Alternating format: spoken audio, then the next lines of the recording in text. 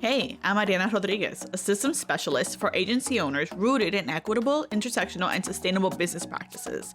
This podcast shares the stories of agency owners like you who have gone from bootstrapping solopreneurs to empowered CEOs.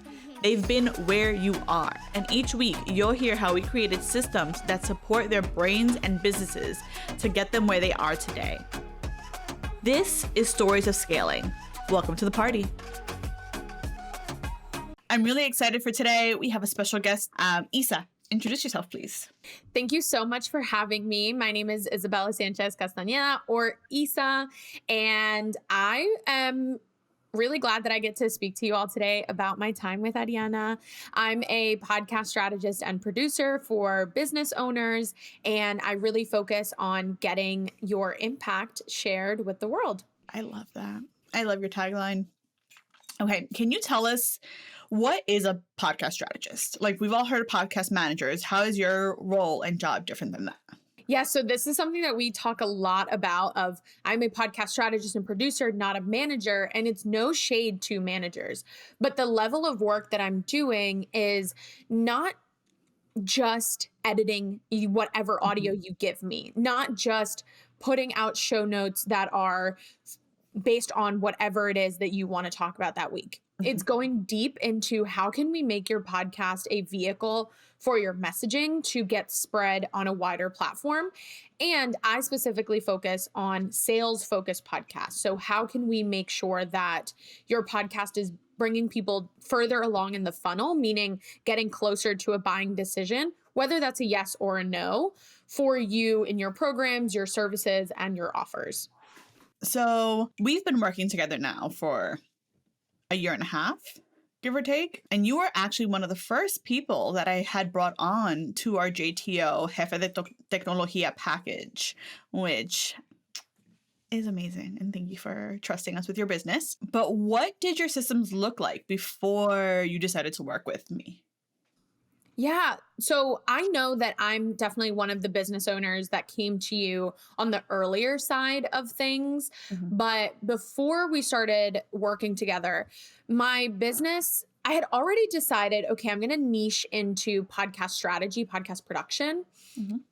But I was still saying yes to a lot of things. And I was still being very custom with what I offered, what I promised, how I delivered it, when I delivered it, what it looked like to deliver podcasting. I was still phasing out my content strategy and social media management part of things.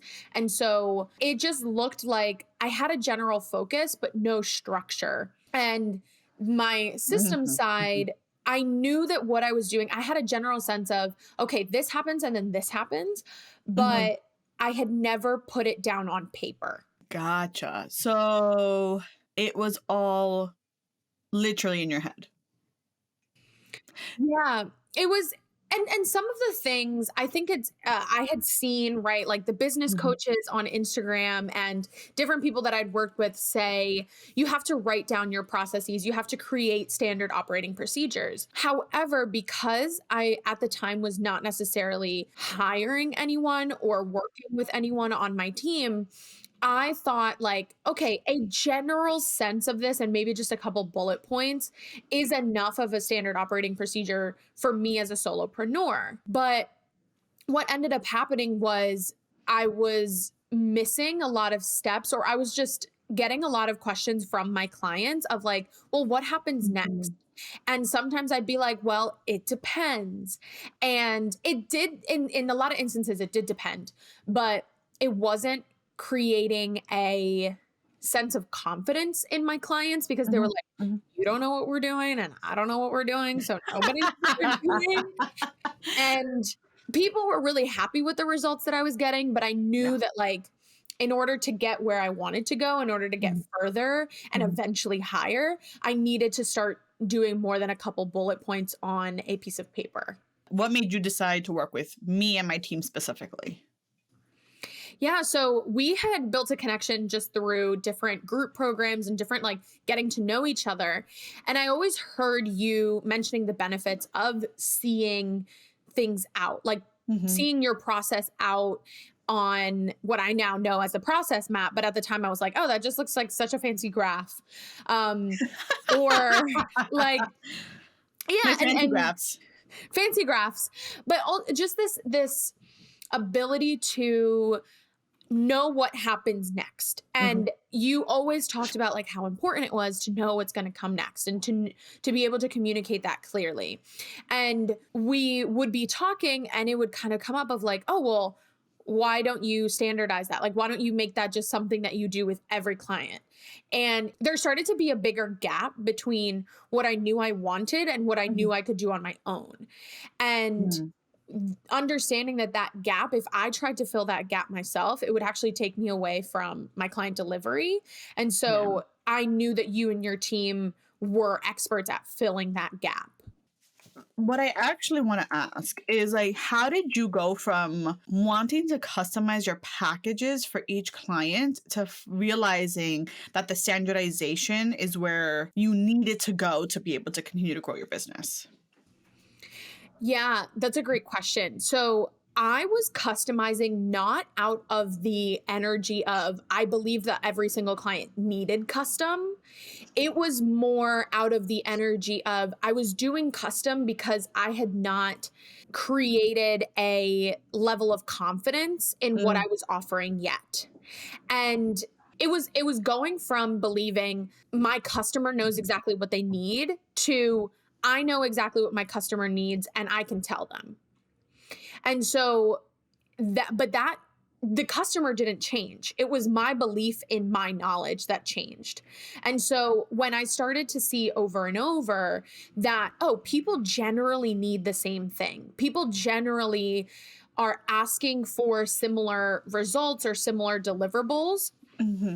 Maybe there's just like one or two things that one person wants and the other one doesn't. And I was able to build my confidence into saying, okay, I now have a deep understanding of what most people need and what I'm able to offer. The next part of that's from like a feelings confident mindset standpoint and what gave me the confidence to do it. On the other side of things, the reason I wanted to move away from custom and I wanted to move away to a package model, because when we started working together, I had already created the idea of a package for podcast production, but I wasn't sure how to phase into it. But I wanted to create the package because I wanted to have a stronger grasp on my capacity. So I knew that I've kind of teetered back and forth between being a solopreneur and having support, but I knew that I didn't want to stay a solopreneur. And I knew that I had income goals to achieve, and custom did not let me do financial projections or team projections into the next year, because I was like, well, if this client wants a custom package, it might take me 100 hours. But if this person wants a custom package, it might take me 20. So I don't know, when I list on my website, oh, I have availability for 3 new clients, I didn't actually know that with custom. With packages, maybe with a couple add-ons or a couple things to remove, I can confidently say, I know that I can take 2 clients for this type of package and 1 client for this type of package every month. And if I want to take more, I would need X, Y, and Z people on my team. And that ability to project forward is something that I deeply desired and am now able to have because of the work that we've done together. Okay. On that train of thought, how did you realize that outsourcing the creation of these systems and structure was going to get you not just the framework for your offers, right? The tech and the operations, but also how did that help you grow the confidence in your packages, right? And in selling your packages? Yeah. So the first question you asked about, how did I decide to outsource it? As I was mentioning before, I do consider myself tech savvy, and I think that there's nothing that I can't Google. And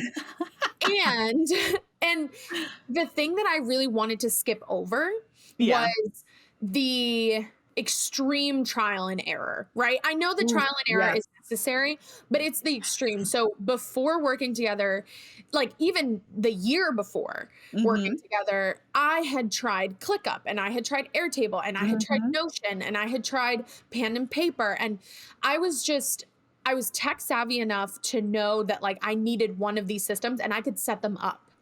But then I would set them up and another need would arise and I would not know how to adjust them. And I hear so that. I was doing so much trial and error that it was a great way for like productive procrastination, quote unquote. I love Like, that. yeah, like it was So something all my that was ADHD girlies right here, productive procrastination. exactly. And it was a great way to productively procrastinate, but I started to recognize like, okay, if I'm constantly switching from ClickUp to Airtable to Notion, or I have my content base on Airtable and I have my CRM on Dubsado and I have my internal team communications, again, at the time, like what team, but ClickUp, all of these things, I was paying for a lot of things that I didn't really know how to use. And I didn't want to have to figure it out. So I decided to outsource it also and outsource it early, right? Yeah. Because you did know how you had a sense of, okay, if you're going to grow your business in this direction, we need to get you on this platform. And if you're going to grow your business in this other direction, we need to get you on this other platform. And weave everything in. And so could I have gotten there on my own? Maybe, but it would have taken so much time and so much Googling and so much stress that that energy for me was going to be better spent selling my service. Fair. And then to your second question of how did that help me with the confidence? From putting the offer together, something that we did. So I had come up with the package before starting together. And you were asking me like, okay, this sounds like a fabulous package. How is it going to actually be executed? So what does it what happens here? What happens next? What happens if so-and-so says this or that or the third?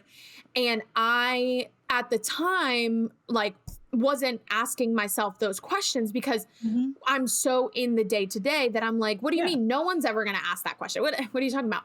But you and like have a week and a half later, you'd be like, someone asked that question. Right. But you have the experience of working with other businesses and being like, well, this happened to this business that like doesn't do exactly what you do, but it's similar enough where I'm going to bet you money that somebody's going to ask that question. So let's anticipate it. And it was that kind of level of higher thinking that I was like, oh, I'm now ready for so many more scenarios than I would have been by myself. I love that. Okay. How do you think that going through this package, right? We're still working together. We're still iterating. Like we just had a meeting earlier this week, God help me, I can't remember what day, talking about like the next evolution of Issa Media Podcast. So how do you think that updating your systems and working together as a team, like, right, meaning you and my team working together, has helped you as a CEO, right? Has helped you save time, has helped you find clarity, or let me not stop giving you filler words and you tell me. Yeah, so I think the biggest thing for me has been, it does not come naturally for me to think ahead. I am very much, or I used to identify very much as a messy action person, as someone who was like, rip the Band-Aid off, go for it, put it out messy. And I have recognized that through my own development and through working together, I am now thinking messy action. No. Like I need a messy action, maybe like to write it down on a piece of paper, but I need to be thinking 3, 6, 12 months ahead because this is not a hobby and this is not something that I want to stay a solopreneur in. And so I'm thinking longer term, and I'm also thinking more in terms of honoring my capacity and honoring my future team's capacity, because it's like, I love that. I've come to you guys with ideas of like, okay, I want to revamp this package and I want to add this other offer. And your question will be, I love that. How are we going to make that happen? And what is a realistic timeline? And I'm like, a realistic timeline is 3 weeks. And you guys are like, 3 months, maybe. How about 3 months? And I'm like, okay, it just has slowed me down, not in a negative way. It's not slowing me down in terms of like making things not happen. It's slowing me down enough to be intentional with how I put things out in the world and how I let people engage with my brand and with my services. I love that. I truly love that. And then what do you think has been your biggest ROI by having more clarity in your packages, in your business, and being able to strategically plan forward? The biggest ROI has been how happy people are with my client experience. So Oof, love that. before this, like, people loved working with me, and Yeah. I got a lot of great feedback about, like, wow, you really know what you're doing and all of these things. But I wasn't necessarily creating a repeatable experience. Like, everyone had a great client experience, but their own client experience. Yeah, fair. Um, We've all been there. now I can very intentionally curate a client experience for multiple people at a time and know that they're all getting served deeply, and that I know what comes next, they know what comes next. If we need to adjust or customize in the moment, it doesn't break the whole thing, or I don't get flustered. So it's been the client experience and how happy people are, which has directly led to more referrals. It has led to more re-signs. It has led to more of a client satisfaction that has increased how much they pay and how much they refer. So in terms of a tangible ROI. And then from a personal ROI, kind of like what I was saying, it has allowed me to be more intentional. And so I'm not going and creating 10 crazy projects that are going to stress me out unnecessarily, because we are focused on, this is what's going to be the cleanest, this is what's going to be the best for you, and what's going to make sense as you scale. Love. Great. I'm so excited to like continue working with you. But what has been, and now this is going to be like a complete ego boost for me, but what's been your favorite part about working with us? I think, especially in the evolution of you bringing on new team members as well. Because we started working together when it was just me by myself. Yeah. But the energy of not just coming to you, but coming to Jimmy, coming to Caitlin, coming to everyone else on your team is, there is a deep energy of, we want to see you win, and you're not just another client. And that level of investment from you and the team is really special, because it's not, and you're like, oh, gooey, because it's not us coming onto the call and me being like, I need this, I need this, I need this. And you guys just being like, okay, whatever. It's like this girl, like, who cares? You guys are like, wait. Why don't you think of it this way and really highlight this part of you? Why don't you really highlight this other thing? Or you're very quick to warn me of, like, I'm not going to tell you no, but have you considered X, Y, and Z? And so there's a level of investment in the CEO and investment in how much you care, further than caring about the tech. Because I think other tech and systems integrators may be wonderful and may have like insane skill and insane like timelines. But if I don't feel like they're taking me as a person and my dreams and my experiences and my aspirations into consideration as they build these things, I don't feel like it's going to be as fruitful. So it's really that special touch that you have and your team has as well.